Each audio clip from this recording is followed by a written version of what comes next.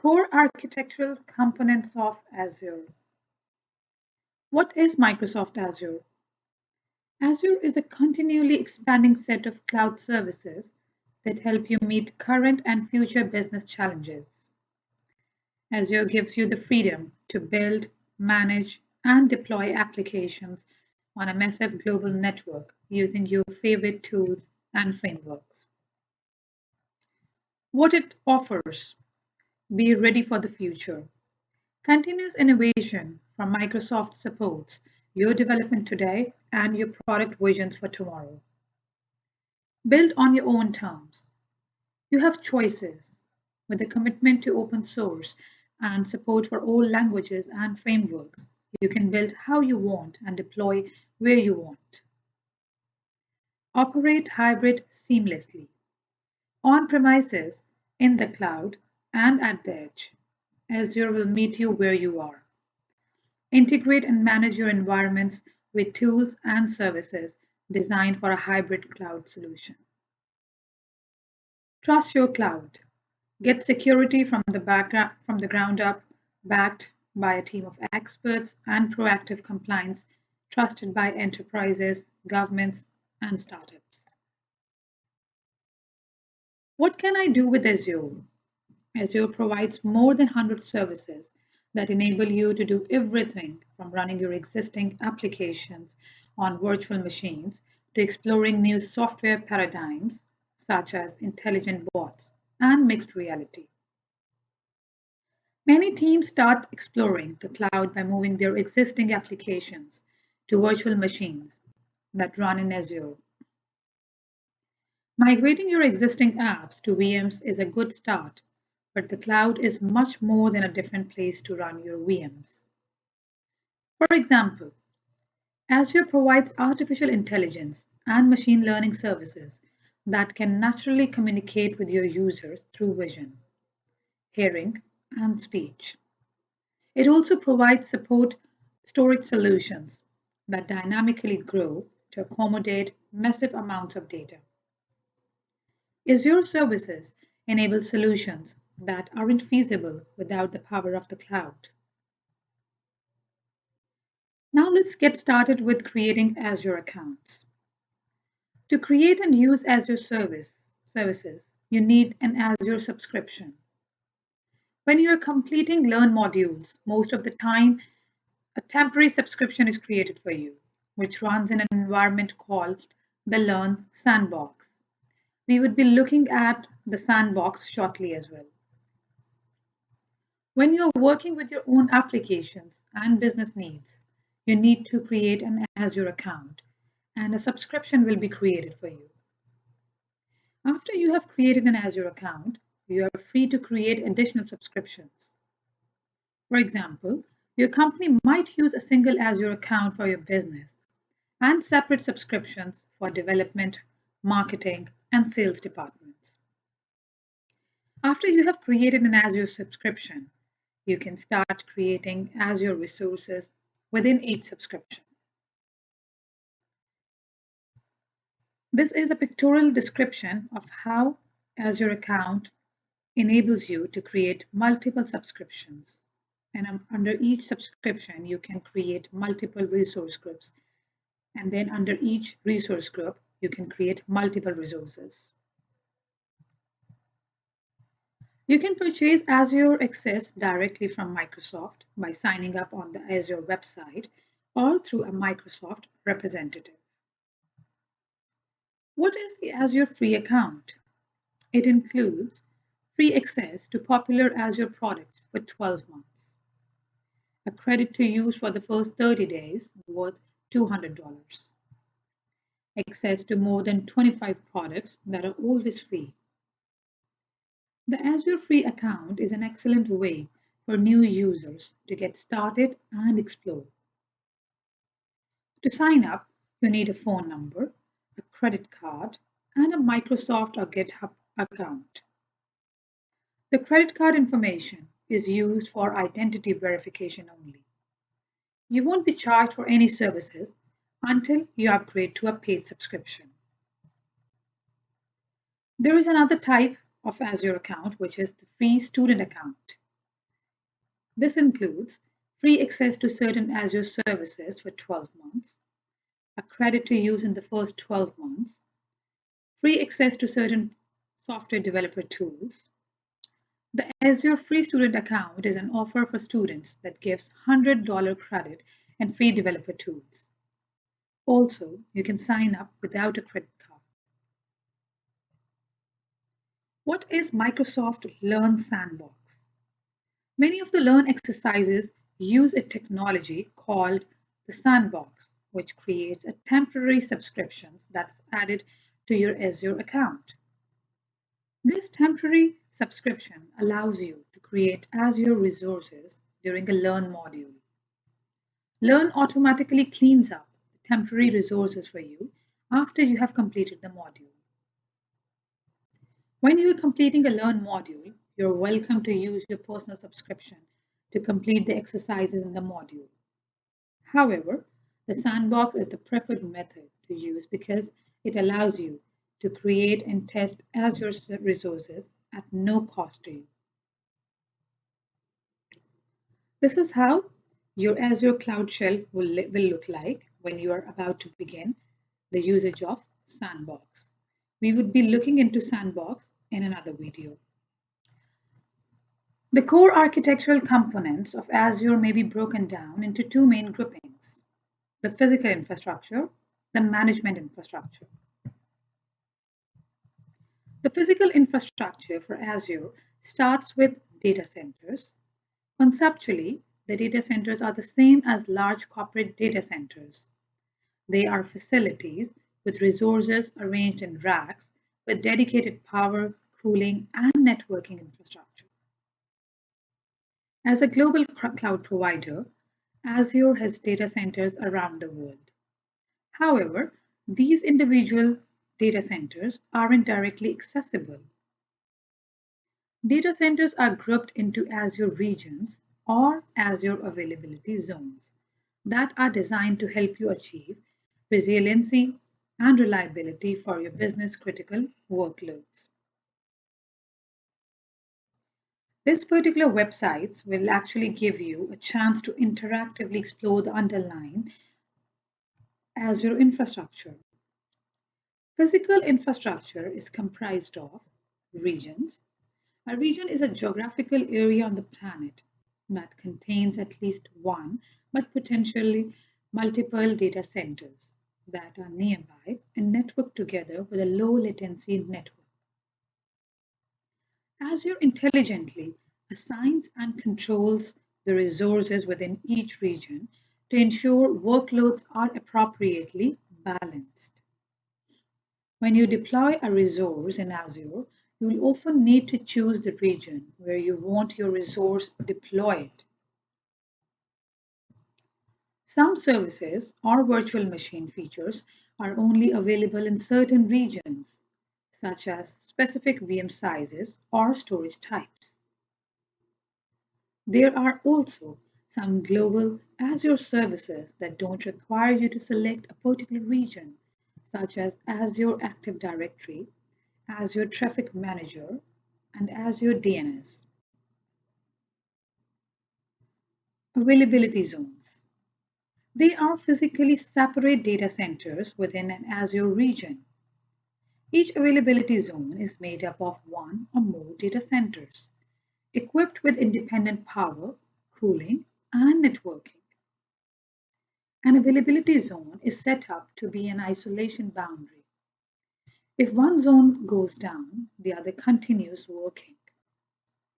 Availability zones are connected through high-speed private fiber optic networks. To ensure resiliency, a minimum of 3 separate availability zones are present in all availability zone-enabled regions. However, not all Azure regions currently support availability zones. Let's have a look at a pictorial description. An Azure region is actually comprised of multiple availability zones. An availability zone is comprised of one or multiple data centers. Use availability zones in your apps. You want to ensure your services and data are redundant so you can protect your information in case of failure. When you host your infrastructure, setting up your own redundancy requires that you create duplicate hardware environments. Azure can help make your app highly available through availability zones. You can use availability zones to run mission-critical applications and build high availability into your application architecture by co-locating your compute, storage, networking, and data resources within an availability zone and replicating in other availability zones. Keep in mind that there could be a cost to duplicating your services and transferring data between availability zones. Availability zones are primarily for VMs, managed disks, load balancers, and SQL databases. Azure services that support availability zones fall into three categories. Zonal services. You can pin the resource to a specific zone. Zone redundant services. The platform replicates automatically across zones. Non-regional services. Services are always available from Azure Geographies and are resilient to zone-wide outages as well as region-wide outages. Even with the additional resiliency that availability zones provide, it's possible that an event could be so large that it impacts multiple availability zones in a single region. So to provide even further resilience, Azure has region pairs. Most Azure regions are paired with another region within the same geography, at least 300 miles away. This approach allows for the replication of resources across a geography that helps reduce the likelihood of interruptions because of events such as natural disasters, civil unrest, power outages, or physical network outages that affect an entire region. For example, if a region in a pair was affected by a natural disaster, services would automatically fail over to the other region in its region pair. Not all Azure services automatically replicate data or automatically fall back from a failed region to cross-replicate to another enabled region. In these scenarios, recovery and replication must be configured by the customer. Examples of region pairs in Azure are West US paired with East US and Southeast Asia paired with East Asia. Because the pair of regions are directly connected and far enough apart to be isolated from regional disasters, you can use them to provide reliable services and data redundancy. Looking at a geography, you can now have a look how region pair looks like. Additional advantages of region pairs. If an extensive Azure outage occurs, one region out of every pair is prioritized to make sure at least one is restored as quickly as possible for applications hosted in that region pair. Planned Azure updates are rolled out to paired regions, one region at a time, to minimize downtime and risk of application outage. Data continues to reside within the same geography as its pair for tax and law enforcement jurisdiction purposes. Most directions are paired in two directions, meaning they are the backup for the region that provides a backup for them. West US and East US back each other up. However, some regions such as West India and Brazil South are paired only in one direction. In a one-direction pairing, the primary region does not provide backup for its secondary region. So even though West India secondary region is South India does not rely on West India. West India's secondary region is South India, but South India's secondary region is Central India. Brazil South is unique because it's paired with a region outside of its geography. Brazil South Secondary Region is South Central US. The secondary region of South Central US isn't Brazil South. Sovereign regions. In addition to regular regions, Azure also has sovereign regions. Sovereign regions are instances of Azure that are isolated from the main instance of Azure. You may need to use a sovereign region for compliance or legal purposes. Now let's have a look at Azure Management Infrastructure. The management infrastructure includes Azure resources and resource groups, subscriptions, and accounts. Understanding the hierarchical organization will help you plan your projects and products within Azure. Azure resources and resource groups. A resource is the basic building block of Azure. Anything you create, provision, deploy is a resource. Virtual machines, virtual networks, databases, cognitive services are all considered resources within Azure. Resource groups are simply groupings of resources. When you create a resource, you are required to place it into a resource group. While a resource group can contain many resources, a single resource can only be in one resource group at a time.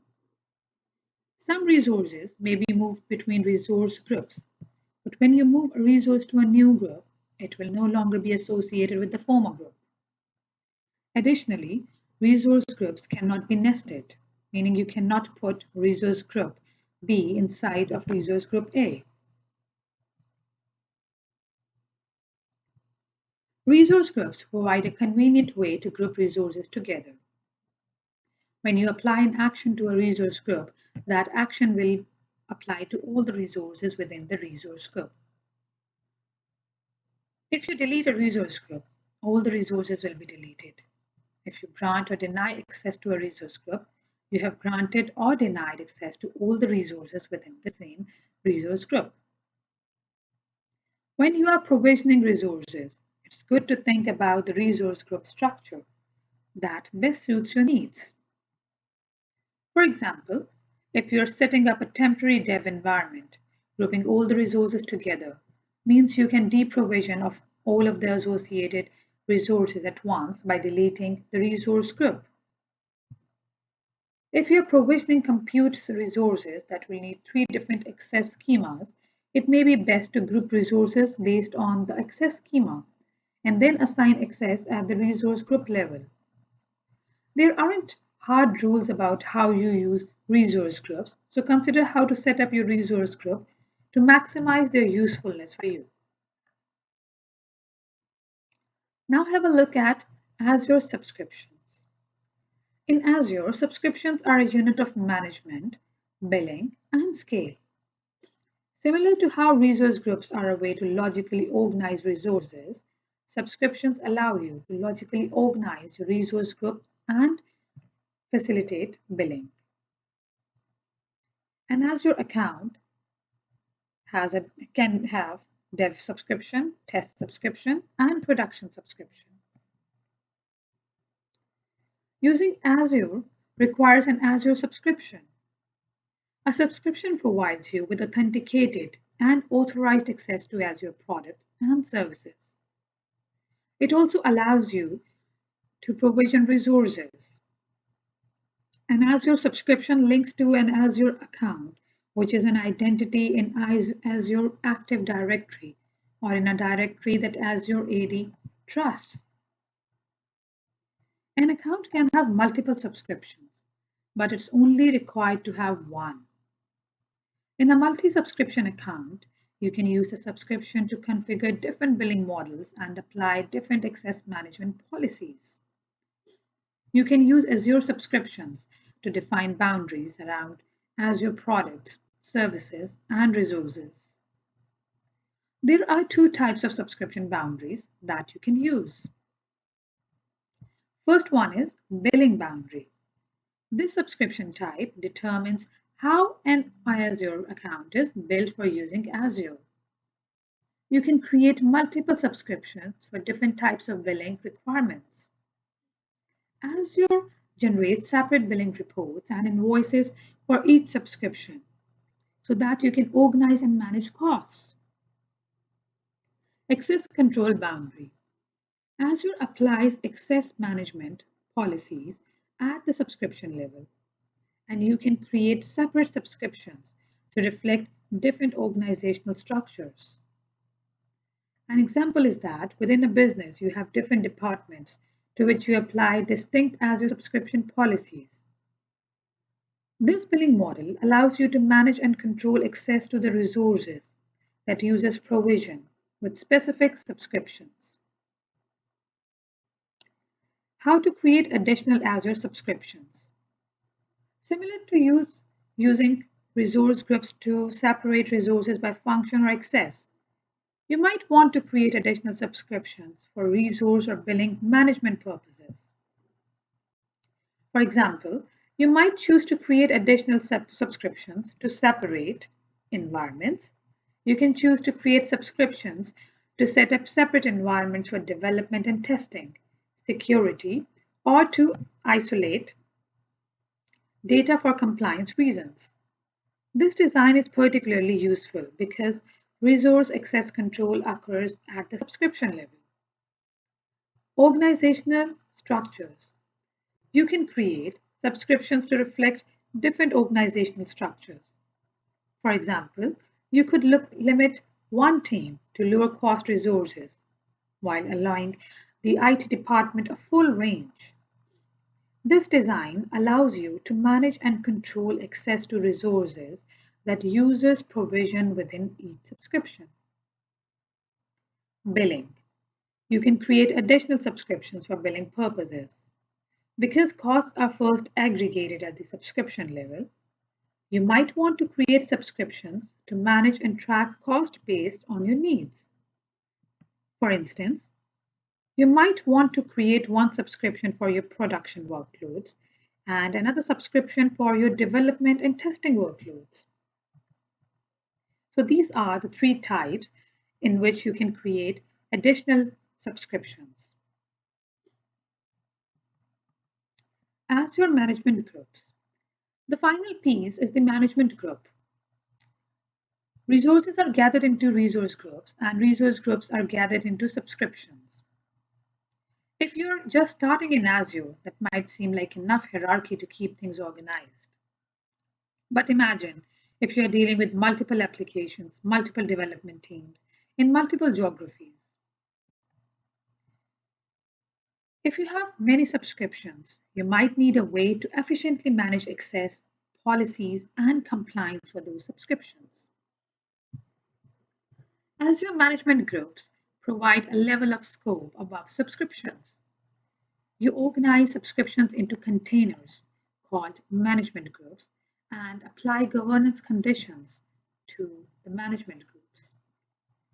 All subscriptions within a management group automatically inherit the conditions applied to the management group. The same way that resource groups inherit settings from subscriptions and resources inherit from resource groups. Management groups give you enterprise-grade management at a large scale. No matter what type of subscriptions you might have, management groups can be nested. Management group subscriptions and resource group hierarchy. You can build a flexible structure of management groups and subscriptions to organize your resources into a hierarchy for unified policy and access management. The following diagram shows an example of creating a hierarchy for governance by using management groups.